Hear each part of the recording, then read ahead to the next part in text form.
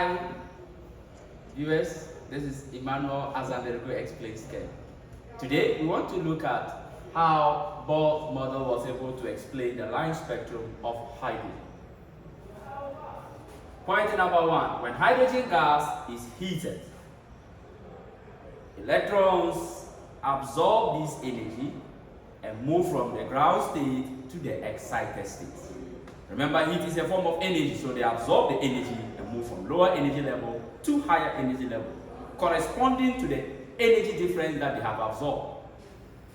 At this higher energy level, the electrons are highly unstable and hence would eventually fall back to the ground state. As they fall back to the ground state, the energy difference, the energy they release, is equivalent to the energy difference between the energy levels in which they are falling from. You must know that this energy that they release corresponds to a specific wavelength of light. In other words, a specific color. Let's move on to the diagram here.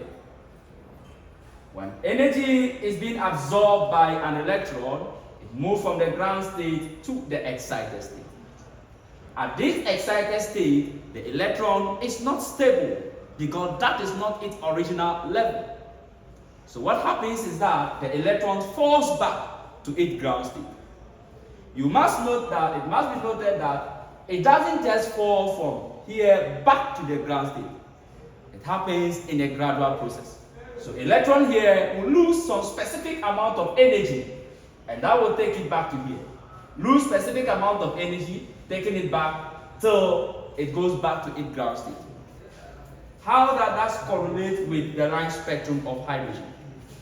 The reason why we are seeing the gaps here is telling you that not just any energy is released, it's specific energies that are being released.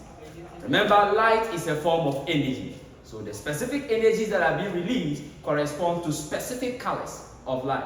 And that is why we have the specific lines here in the line spectrum. You could see the diagram has illustrated the energy that will be released when an electron moves from the sixth shell to the second shell. The color and the number is there. From the fifth shell to the second shell, from the fourth shell to the second shell, third shell to the second shell.